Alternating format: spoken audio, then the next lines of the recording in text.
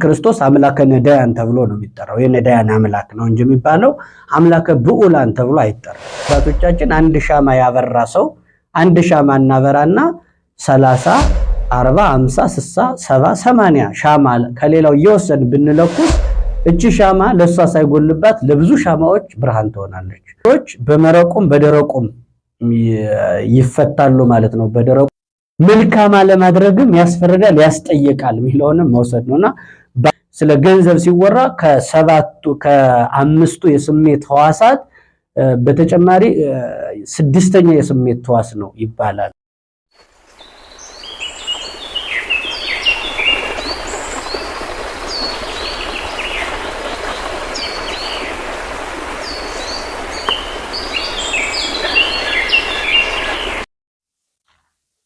በስመ አብ ወወልድ ወመንፈስ ቅዱስ አሐዱ አምላክ አሜን። የተወደዳችሁ የፀሐይ ዘለዳ ቤተሰቦቻችን በያላችሁበት እንደምን አላችሁ? እንደምን ሰነበታችሁ? ያው የምንገኘው ማዕከለ ጾም ላይ እየደረስን ነው ማለት ነው። ወደ መካከለኛው ጾም እየተጠጋን ነው።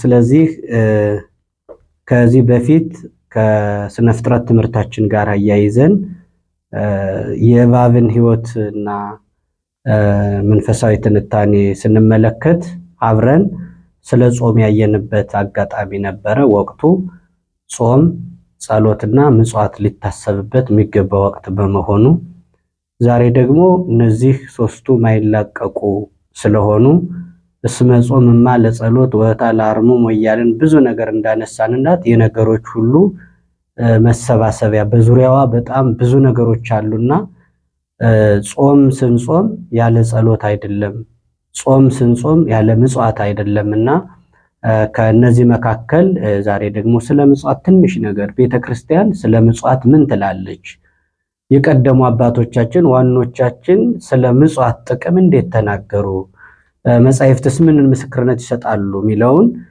ለማየት እንዲመች ያው ሁሉም ሰው እንደሚያውቀው ምጽዋት አንዱ እግዚአብሔርን የምንመስልበት መንገድ ነው ማለት ነው። ሰው እዚህ በፊት እንዳየነው ሰው ሲጾም እግዚአብሔርን ይመስላል። እግዚአብሔር 40 መዓልትና 40 ሌሊት ከዘረጋ ሳያጥፍ ከቆመ ሳያርፍ ነው የጸለየው። ስለዚህ ማለት የጾመው ልክ እንደዚሁ እኛ ደግሞ ስንጾም የምንመስለው ክርስቶስን ነው በጾም የምንመስለው ማለት ነው።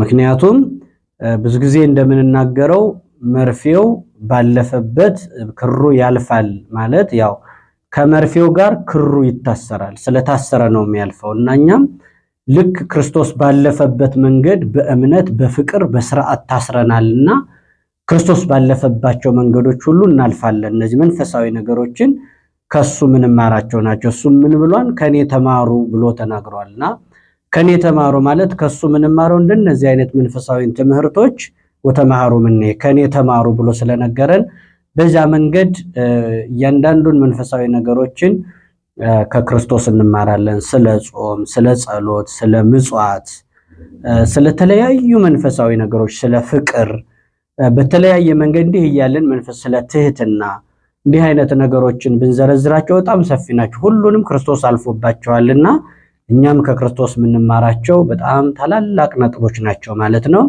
ዛሬ የራሱን አስችለን የምናየው ምጽዋትን ነው ማለት ነው። ስለዚህ ሰው ሲጾም ክርስቶስን እንደሚመስል ሲጸልይም ክርስቶስን እንደሚመስል ምጽዋት በመስጠትም ክርስቶስን የምንመስልበት ነው ማለት ነው። ስለዚህ ምጽዋት ማለት አባቶቻችን በፍትሐ ነገሥት ፍትሐ መንፈሳዊ አንቀጽ 16 አንድ አንቀጽ ተሰርቶለታል። በቤተ ክርስቲያን ስለ ምጽዋት በጣም ሰፊ የሆነ ሀተታና ትንታኔ ተቀምጦበት አንድ አንቀጽ ተቀምጦለታል። ያንን በዚህ ደቂቃ መጨረስ አይቻልም እና በዛ መካከል ምጽዋት ማለት ምን ማለት ነው? ምጽዋት ማለት እግዚአብሔር የነዳያንን ከርሰ ነዳያንን የነዳያንን ሆድ ቤተ መቅደስ አድርጎ የሚቀበላት መስዋዕት ናት። ምጽዋት ማለት ነባቢት መቅደስ ናት። ነባቢት መቅደስ ናት። ምጽዋት ነባቢት መቅደስ ናት ማለት ምን ማለት ነው? ተናጋሪ ቤተ መቅደስ ማለት ነው እና ስለዚህ ምጽዋት እግዚአብሔር የነዳያንን ከርስ ወይንም ሆድ ቤተ መቅደስ አድርጎ የሚቀበላት መባናት መስዋዕት ናት ማለት ነው። እንግዲህ ለነዳይ የሚሰጥ ለእግዚአብሔር ያበደረ እንደሆነ ፍትሐ ነገሥት አሁን ጠቀስነው አንቀጽ 16 ፍትሐ መንፈሳዊ ላይ ይነገራል። ለድሃ የሚሰጥ ለእግዚአብሔር ያበደረ ነው። ምጽዋት ማለት ሰው ከእግዚአብሔር ጋር የሚያደርጋት ንግድ ናት ይላል ፍትሐ ነገሥቱ። ምጽዋት ማለት ሰው ከእግዚአብሔር ጋር የሚያደርጋት ንግድ ናት፣ ትርፍ ያላት ናት። ስለዚህ ምጽዋት እግዚአብሔርን የምንመስልበት ነው። ምጽዋት ሰዎች ከእግዚአብሔር ጋር የሚያደርጓት ንግድ መንፈሳዊ ታላቅ ዘላለማዊ ትርፍ ያላት ናት ማለት ነው። ምጽዋት ከጾም ጋር የሚያያይዘው ያልነውንም ስንናገር ባለፈው ምን ብለናል? ሰው የሚጾም ለምንድን ነው ለሚለው መልስ አጭር የሆነ ግልጽ መልስ እንዲርበው ነው ብለናል። እንዲርበው የሚያስፈልገው ለምንድን ነው ሲባል ለተራቡት እንዲራራ። ስለዚህ ምጽዋት መስጠት ማለት የርህራሄ ግብር ናት ማለት የርህራሄ ግብር ናት መገለጫው። ሰው ርህሩህ ነው የሚባለው እንደዚህ መስጠት ሲችል ነው፣ የሚታይ ነገር ማስቀመጥ ሲችል ነው። ስለዚህ በነዳያን አድሮ የሚቀበል ክርስቶስ ነው። ዋጋ የምንጠብቅ ከክርስቶስ ነው። ዋጋውም ዘላለማዊ ነው። ክርስቶስ በእኛ አድሮ ምጽዋት ይሰጣል፣ በነዳያን አድሮ ይቀበላል። በእርግጥ ክርስቶስ አምላከ ነዳያን ተብሎ ነው የሚጠራው። የነዳያን አምላክ ነው እንጂ የሚባለው አምላከ ብዑላን ተብሎ አይጠራም። የባለ ጸጎች አምላክ ከመባል ይልቅ አምላከ ነዳያን መባልን መርጧል እና መዝሙረ ዳዊትም ስለዚህ ሲናገር ምን ይላል? መዝሙረ ዳዊት መዝሙር 40 ቁጥር 1 ጀምረን ስናደም ብፁዕ ዘይሌቡ ላይ ለነዳይ ወምስኪን ይላል። ብፁዕ ዘይሌቡ ላይ ለነዳይ ወምስኪን ማለት ለድሃው ለምስኪኑ የሚራራ ንዑድ ክቡር ነው፣ ምስጉን ነው፣ ይረባዋል ብሎ በማሰብ ሐዋርያት አባቶቻችን እንደተናገሩት ከረሃብ ጦር ይሻላል እንዳሉት ልክ ይህንን አስቦ ተረድቶ የሚሰጥ ሰው ብፁዕ ዘይሌቡ ላይ ለነዳይ ወምስኪን፣ ለምስኪን ለችግረኛው የሚሰጥ ብፁዕ ነው፣ ምስጉን ነው፣ ንዑድ ክቡር ነው እያለ ይናገራል ማለት ነው። ላይ ለነዳይ ወምስኪን እግዚአብሔርም ከክፉ ቀን ያድነዋል እያለ ነው የሚቀጥለው። እግዚአብሔርም ከእምለት እኪት ነው የሚለው ከክፉ ቀን ያድነዋል። ምጽዋቱን ምክንያት አድርጎ ከስጋዊም ከመንፈሳዊም ቅጣትና ጉዳት ይጠብቀዋል እግዚአብሔር ማለት ነው። እና ይህ በጣም ትልቅ የሆነ መባረኪያ መንገድ ነው ማለት ነው። ምጽዋት ትልቁ ትሩፋት፣ ትልቁ በረከት ከእግዚአብሔር ጋር የምንገናኝበት የመንፈሳዊ ማንነታችን የሚለካበት ነው ማለት ነው። እና ምጽዋት ልክ እንደዚህ ብዙ መጻሕፍት እንደተናገረው በጣም በሰፊው ተነግሯል። ጦቢት መጽሐፈ ጦቢት ላይም ተጽፎ እንደምናገኘው በመጽሐፈ ጦቢት ልጁ ጦቢያን ሲመክረው ምንድን ነው የሚለው? ልጅ ሆይ ዝራ አክለከ ውስተ መቃብረ ጻድቃን፣ በጻድቃን መቃብር ላይ እህልህን ዝራ ብሎታል። ለነዳያን መስጠት ችላ እንዳይል። የጻድቃን መቃብር የተባለም የነዳያን ሆድ ነው። ጻድቃን የተባሉ ነዳያን ናቸው፣ መቃብር የተባለ ሆዳቸው ነው። እና እህልህን በዚያ ዝራ ማለት እህል የሚባለው እያንዳንዱ ቁስ ለነሱ የሚያስፈልጋቸውን ነገር ሁሉ። ምጽዋት የሚባለው በነገራችን ላይ ዕውቀት ለሌላቸው ሰዎች ዕውቀት መሆን፣ ለዕውቀታቸው ሙላት መሆን፣ ይህም ሌላው ምጽዋት ነው ማለት ነው። ጉልበት ለሌላቸው ሰዎች ጉልበት መሆን፣ አቅም መሆን፣ ይህም ሌላው ምጽዋት ነው ማለት ነው። ምጽዋትም ብሎ ሳንቲም ጥቃቅን ሳንቲም መወርወር ብቻ ላይሆን ይችላል። ስለዚህ ምጽዋት እንደዚህ እያለ በመጻሕፍቱ ተጽፏል። በተለይ ሰሎሞንም ሲናገር ምን ብሏል? ፈኑ ህብስተከ ኀበ ገጸ ማይ ወእምድኅረ ብዙ መዋዕል ተረክቦ ነው የሚለው። ምንድነው? እንጀራህን በውሃ ላይ ጣለው ካለ በኋላ ወእምድኅረ ብዙ መዋዕል ተረክቦ ከብዙ ቀን በኋላ ታገኘዋለህ ይላል። አሁን እንደው በሰውኛ ዘይቤ ሰሙን ላዩን ስንመለከተው አሁን አንድ ሰው እንጀራህን በውሃ ላይ ጣል ነው። እንጀራውን ወስዶ ውሃ ላይ ቢጥለው ይሄ ሰው እንጀራውን ውሃ ላይ ስለጣለው ወእምድኅረ ብዙ መዋዕል ከብዙ ቀን በኋላ ታገኘዋለህ ነው የሚለው። እንኳን ከብዙ ቀን በኋላ ከጥቂት ደቂቃ በኋላ እንኳን ውሃ ላይ የወደቀ ነገር ማግኘት አይቻልም። ግን ከብዙ ቀን በኋላ ታገኘዋለህ ነው የሚለው። ከብዙ ቀን በኋላ ታገኘዋለህ። ያ ማለት ምን ማለት ነው? በመንግስተ ሰማያት ከብዙ ቀን በኋላ ማለት ከሞት በኋላ በሰማይ የሚገኝ ዋጋ መሆኑን ለመግለጽ ነው። ወእምድኅረ ብዙ መዋዕል ተረክቦ የሚለው ከብዙ ቀን በኋላ ታገኘዋለህ በመንግስተ ሰማያት ነው። ለዚህ ነው ከእግዚአብሔር ጋር የምናደርጋት ንግድ ናት። ከሰዎች ልንቀበላት ማንችል ናት። በጣም ትልቅ ነገር ነው እና ከብዙ ቀን በኋላ ነው የምናገኘው። የሚሰጡ ሰዎች አይጎልባቸውም።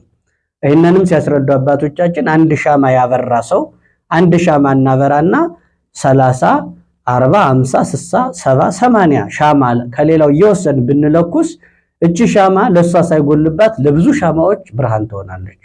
የሚሰጡ ሰዎች ለሌላው ብርሃን ይሆናሉ፣ ለሌላው ሙላት ይሆናሉ፣ እነሱ ግን አይጎልባቸውም የሚለውን ለመውሰድም በዚህ ምሳሌ ይናገራሉ ማለት ነው። በሐዋርያት ሥራ በአንደኛው ምዕራፍ ላይ እንደተቀመጠው ብፁዕ ውእቱ ዘይሁብም ዘይነስ ከሚሰጥ ይልቅ ከሚቀበል ይልቅ የሚሰጥ የተባረከ ነው ይላል። ከሚቀበል ይልቅ የሚሰጥ የተባረከ ነው። ክርስቶስም ሲመጣ ብራብ አላበላችሁኝም ነው። ቃል ኪዳኑም እስከ ቀዝቃዛ ውሃ ድረስ በደቀ መዝሙር ስም የሰጠ የሚለው ቃል ኪዳንም አለ ማለት ነው። ስለዚህ ወእም ድኅረ ብዙ መዋዕል ተረክቦ ነው የሚለው። ከብዙ ቀን በኋላ ታገኘዋለህ። ከብዙ ቀን በኋላ በሰማይ ታገኘዋለህ ማለት ነው። ብድራት ምሳ በምታደርግ ግብዣ በምታደርግበት ጊዜ ባለጸጎችን አትጥራ፣ ነዳያንን ጥራ ነው። እነዛ አይምጡ አይገኙ ማለት አይደለም። ነገር ግን ብድራት ማይከፍሉትን ማለት ነው። ለምን ወይም ድኅረ ብዙ መዋዕል ተረክቦ ከብዙ ቀን በኋላ ታገኘዋለህ። ስለዚህ እንጀራን በውሃ ላይ ጣል ማለት ውሃ የወሰደው ከዚህ ደረሰ እንደማይባል እንደማይገኝ ሁሉ ነዳያን የወሰዱት በጊዜው አይመለስም ለማለት ነው። አሁን በውሃ ላይ ጣለው ማለት ለነዳያን ስጥ ማለት ነው። ውሃ ብሎ የገለጻቸው ነዳያንን ነው ማለት ነው። እና እንደውም አንዱ በጥሬው ይሄንን ንባብ አንብቦ አንድ የንጉስ ልጅ አንድ አገረ ገዢ የንጉስ ልጅ ነውና አባቱን ይበድላል። የንጉሱ ልጅ አባቱን ይበድልና አባቱን ሲያሳዝነው እንደ ሌሎች እሱ በስር እንዳሉት ሰዎች እንዳይቀጣው ልጅ ሆነበትና እንዳይተወውም ጥፋቱ በጣም ከፍ ያለ ሆነና ለመግደልም ተቸግሮ ልጁን ምንም ሚላስ የሚቀመስ የለበትም ተብሎ ከሚታሰበው አንድ ገዳም ውስጥ ወስዶ ይታሰራል ልጁ ማለት ነው። እዛ ውስጥ ያስሩታልና ከዛ በኋላ ልጁ ከዛ ሂዶ ሲታሰር በአጋጣሚ ሳይደግስ አይጣላም እግዚአብሔር እንለዋለና ምክንያቱም ያ ልጅ ከዛ ገዳም ውስጥ ገብቶ እያለ ከገዳሙ ውስጥ የሚኖር ደግሞ አንድ ሰው መጽሐፍ ቅዱስ ማንበብ የሚወድ ሰው እዛ ገዳም አለና ሲያነብ ያ ምስኪን ሰው አንድ ቀን እዛ ገዳሙ የሚኖረው ሰው ይህንን አሁን ያነሳነውን ነጥብ የሰሎሞንን መጽሐፍ አንስቶ ሲያነብ እንጀራህን በውሃ ላይ ጣል የምትለዋን አግኝቶ እንጀራህን በውሃ ላይ ጣለው የሚለውን ሲያገኝ በቃ ሁልጊዜም ከሚበላት ነገር ያለችውን እየወሰደ ከውሃ ዳር እያስቀመጠ ይመጣ ነበር። ከውሃ ዳር እያስቀመጣት ለምን እንጀራን በውሃ ላይ ጣለው ከብዙ ቀን በኋላ ታገኛለህ እያለ ያችን በየጊዜው እየጠበቀ ያስቀምጥ ነበር።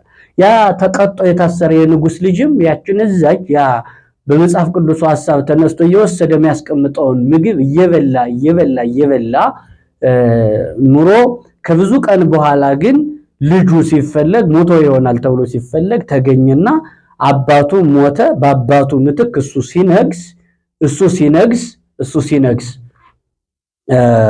ሲነግስ ምን አደረገ?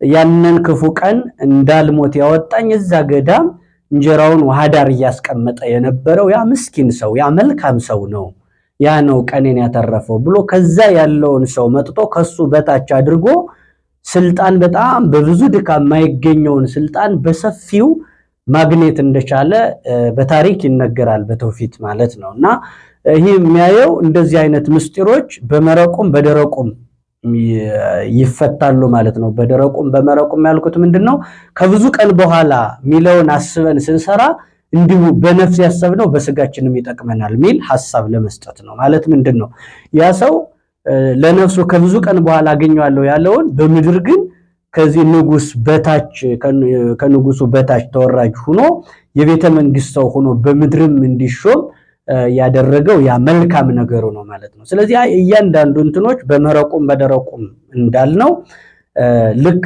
ለመንፈሳዊ ህይወት የምናደርጋቸው ለስጋም ጥቅማቸው በጣም ከፍ ያለ መሆኑን ማሳየት ስለተፈለገ ነው። አባቶቻችን እንግዲህ ስለ ምጽዋት በተለይ ከወንጌላት ሁሉ በማቴዎስ ወንጌል ምዕራፍ 6 ላይ ስለ ምጽዋት፣ ስለ ጸሎት፣ ስለ ጾም ሶስቱ ባንድ የሚገኙበት ምዕራፍ አለ። የማቴዎስ ወንጌል ምዕራፍ 6ን ስለ ጾም፣ ስለ ጸሎት፣ ስለ ምጽዋት ሶስቱ ይገኛሉ። ነገር ግን የያዝነው ጉዳይ ምጽዋት ነውና ስለ ምጽዋት ጥቅም አባቶቻችን እንዴት ነው ያስቀመጡ የሚለው ነው። የሚሰጡ ሰዎች አሁን ለምሳሌ አዳም ሔዋንን ከጎኑ ሰጥቷል። ሔዋንን ሰጠ፣ ከጎኑ አንድ አጥንት ሰጠ። መልሶ ግን እግዚአብሔር የሰጠው ራሱ ከጎኑ የወጣችውን ሔዋንን ለራሱ ነው መልሶ የሰጠው። ምጽዋት እንዲህ ነው። አዳም ምን ጎደለበት?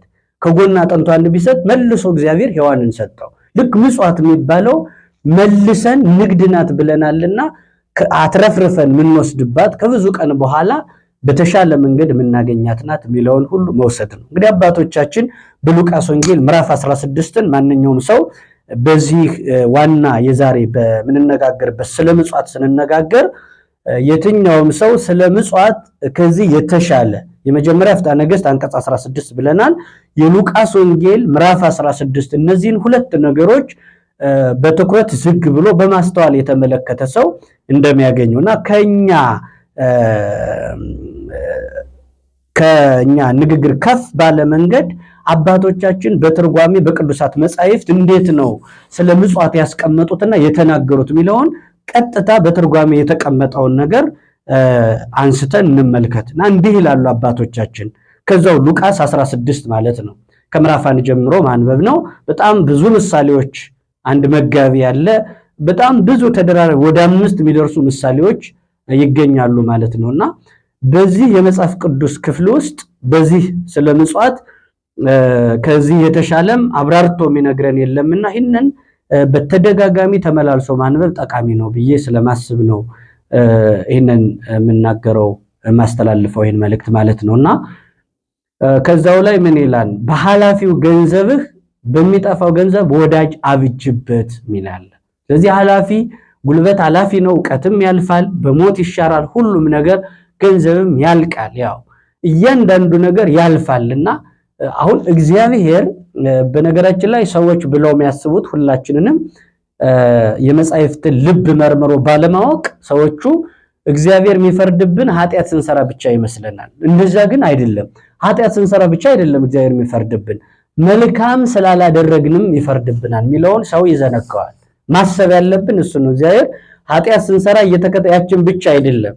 ኃጢአት ስላልሰራን ኃጢአት ሳንሰራ እጃችን አጣጥፈን ዝም ብለን ከተቀመጥን መልካም ማናደርግ ከሆነ መልካም በማድረግ ፈንታ ኃጢአት አለመስራት ብቻውን አያጸድቅም። መልካም አለማድረግም ያስፈርዳል፣ ያስጠይቃል የሚለውንም መውሰድ ነውና ባላፊው ዕውቀት፣ ባላፊው ገንዘብ፣ ባላፊው ጉልበት ገንዘብ፣ ባላፊው ገንዘብ ሲል ገንዘብ የሚለው እነዚህን ሁሉ ስለሚወክል ነው። ዕውቀታችን፣ ጉልበታችን፣ ገንዘባችን እያንዳንዱ ነገር ስለሚወክል ነው ይህን የምንለውና በኃላፊው ገንዘብ ወዳጅ አብጅበት የሚለውን አባቶች ሲተረጉሙ ምን አሉ? ለአንድ ሰው 3 ወዳጆች ነበሩት ብለው በትርጓሜ ምሳሌ ያስቀምጣሉ። ለአንድ ሰው 3 ወዳጆች ነበሩት። አንዱን ወዳጅ የሚለውን ወይስ ደረጃ አለው የፍቅሩ አንዱን ከራሱ በላይ የሚወደው ወዳጅ ነው አሉ። አንዱ ከሱ በላይ አብልጦ ከራሱ አብልጦ የሚወደው ወዳጅ፣ ሁለተኛው እንደራሱ አድርጎ የሚወደው ወዳጅ፣ ሶስተኛ ከሱ በታች ንቆ አጥቅቶ የሚወደው ወዳጅ ነበረው። አንዱ ከሱ በላይ፣ ሁለተኛው እንደራሱ፣ ሶስተኛውን ንቆ አጥቅቶ የሚወደው 3 ወዳጆች ነበሩታል። ከዕለታት አንድ ቀን ይሄ በጣም ያለው ሀብታም ነበርና ነገር ግን የዚህ ዓለም ንብረት ከመታየቱ መጥፋቱ ይፈጥናል ይቀድማልና አንዳች ነገር እጁ ላይ አጣ። ይህ ሰው እጁ ባዶ ሲሆን ምንስ ቢሆን ወዳጆች አሉልኝ አይደል ለክፉ ቀን ያልኳቸው ወዳጆች አሉ ብሎ ከዚህ ከራሱ አብልጦ ከሚወደው ወዳጁ ሄዶ በዛም በተቸገረበት ወቅት አንድ ንጉስ አስጠራው። ያው ከንጉስ ዘንድ ሲሄዱ ደግሞ እጅ መንሻ የሆነ ነገር የሚለበስም ደና ለብሶ ለንጉስ የሚሰጥ እጅ መንሻ ተይዞ ነው የሚከደው እንጂ ራቆትን አይከድምና ከዚህ የተነሳ ይሄ ሰው መሄድ ሲፈልግ ባዶ እጁን የሚይዘው ነገር የለውም። ልብስ እንኳን የተስተካከለ ልብስ የለውምና መሄድ ፈልጎ ግን የሚወስደው ሲያጣ ከራሱ አብልጦ ከሚወደው ወዳጁ ሄዶ ሲጠይቀው አንዳች ነገር ብቻ ሰደደው ይላል። አንዳች ነገር፣ ይህ ሁሉ ነገር የምጽዋትን ጥቅም ለማሳየት ነው። አንዲት ነገር ብቻ፣ አንድ ግርባብ ብቻ፣ አንዲት ነገር ብቻ ሰጥቶ ሰደደው። ከዛ ተመልሶ መጣና ያም ለምንም አይሆን ነገር ነው፣ አንዲት ትንሽ ነገር ብቻ ነው የሰጠው። እንግዲህ ሰውየውን የሚወደው ከራሱ አብልጦ ነው የሚወደው፣ ግን ትንሽ አንዲት ነገር ነው የሰጠው ይላል። ከዛ ቀጠለና እንደራሱ አድርጎ ከሚወደው ከሁለተኛው ወዳጁ ሲሄድ ደግሞ ያኛው ጭራሽም እንደዛኛው አንዳችም ነገር አልሰጠውም። አልቅሶ አንብቶ እግዚአብሔር ይሁን ብሎ ሸኝቶ ሰደደው። ምንም ነገር አልሰጠውም። አልቅሶ አንብቶ ሰደደው።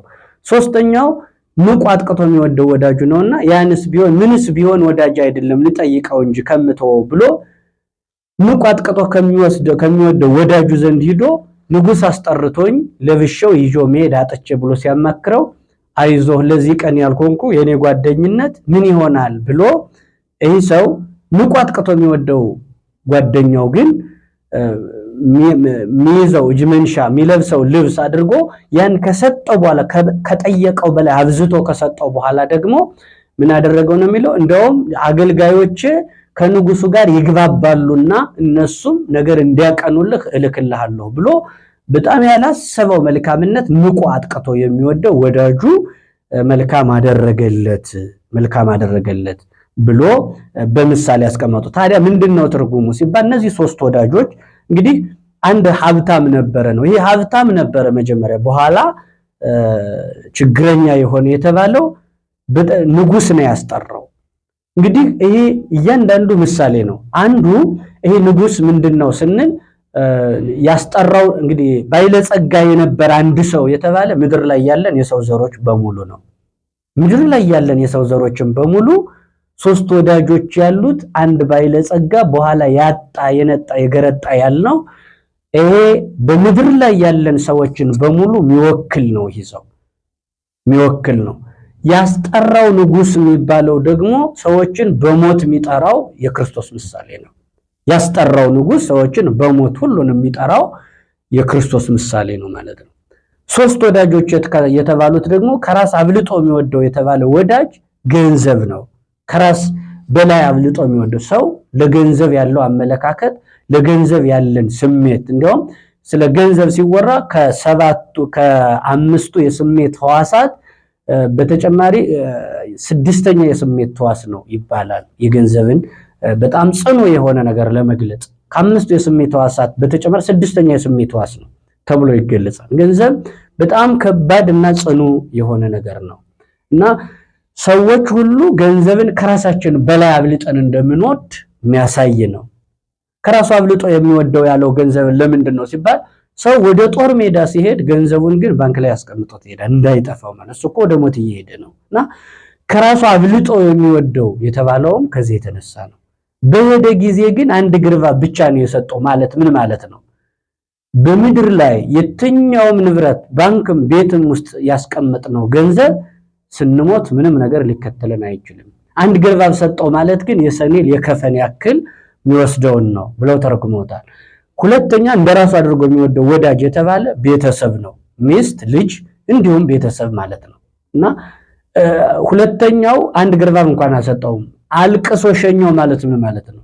በሞት ጊዜ ምንም ሊያደርገው የሚችል ነገር የለም። አንብቶ አልቅሶ ደረት ደቅቶ ፊት ነጭቶ በተለያየ ሐዘን ነግቶ መላክ ነው መቅበር ነው ቤተሰብ። እዚያ ውጭ ምንም ነገር የሚያደርግ የለም ማለት ንቆ አጥቅቶ የጠበቀው ነገር ግን የተሻለና ብዙ ነገር የሰጠው አገልጋዮችን ሁሉ እልክልሃለሁ ያለው ግን ምንድነው ሲባል እሱ ደግሞ የምጽዋት ምሳሌ ነው ብለው ነው የተረጎሙት።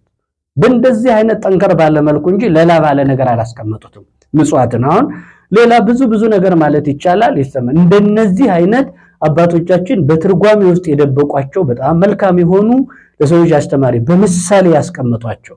አሁን ተሰርታ ባለቀችው ቤተክርስቲያን ነው የምንኖርኛ። ከኛ የሆነ ነገር የለም።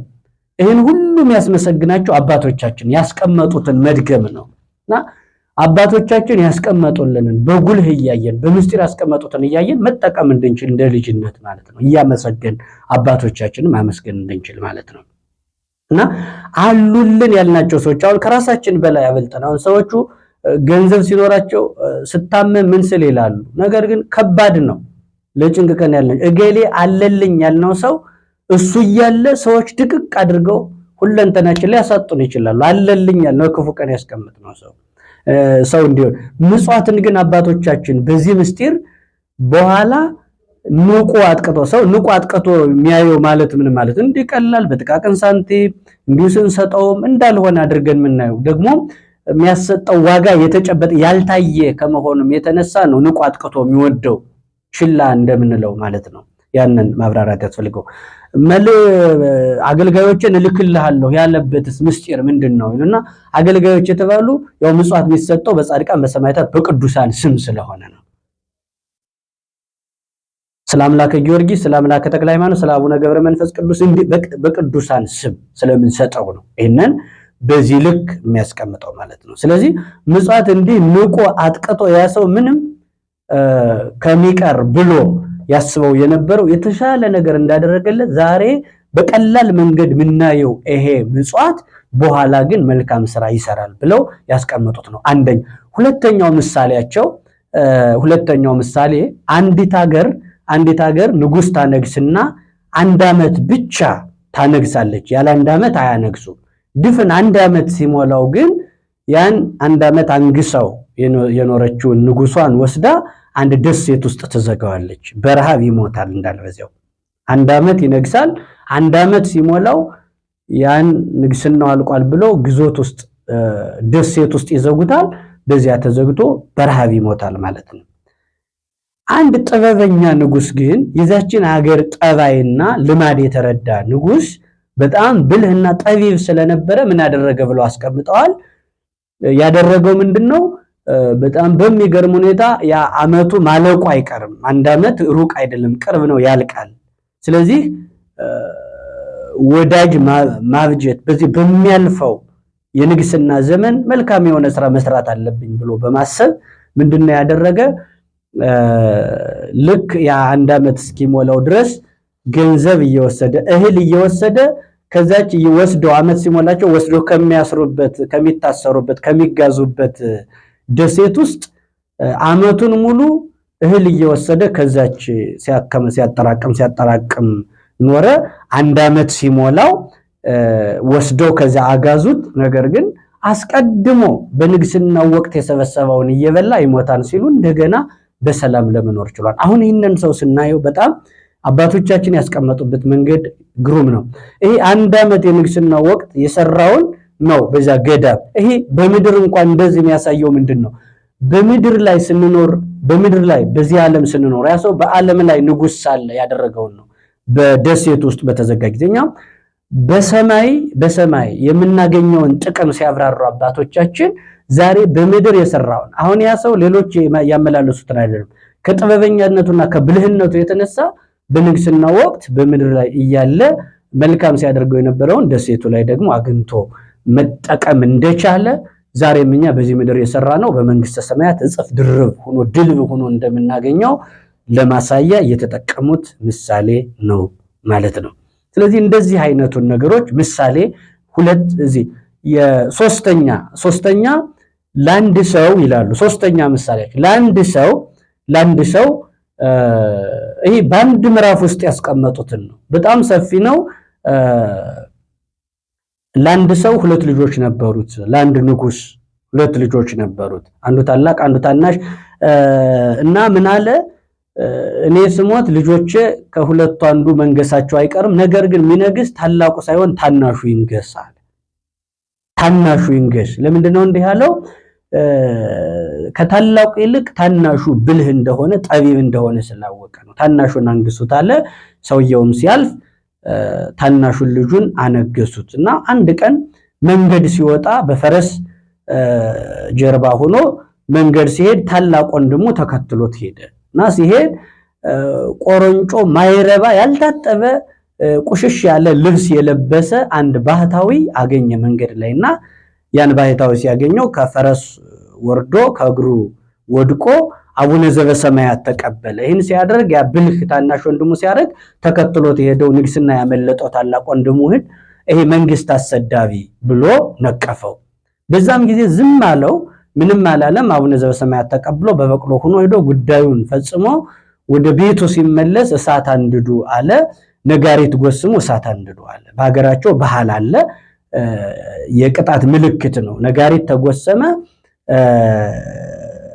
እሳት አነደዱ። ለምንድን ነው ብሎ ሲጠይቅ ያን ወንድሙን በዚህ እሳት እንደሚቀጣ ነገረው ማለት ነው። ምን አደረኩ ወንድሜ ለምን ምን ጥፋት አጠፋው ሲለው እንዴት እንደዚህ አይነት የድፍረት ቃል ትናገራለህ? እንዴት መንግስት አሰዳቢ ብለህ በንጉሱ ላይ የድፍረት ቃል ተናገርክ ሲባል አይኔማ የአባታችን መንግስት ለዛ ታናሽና ደካማ ሰው ወርደህ ከበቅሎ ወርደህ መሬት ላይ እግሩ ስር ወድቀህ አቡነ ዘበሰማያት እያልክ ታች ላይ ስትወድቅ አይቼ መንግስት ተሰደበ ብዬ ነው ብሎ ሲነግረው ሊያስተምረው ፈለገና በምክንያት አንድ ላዩ የሚያምር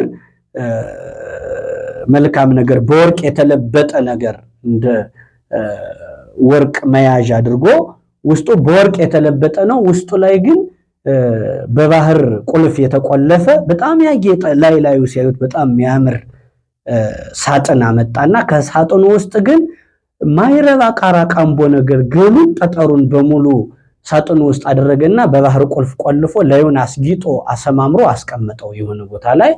በተጨማሪ ደግሞ ላዩን ማይረባ ነገር ቀባባውና ውስጡ ላይ ግን ወርቅ የከበረ ነገር ከውስጡ አደረገበት።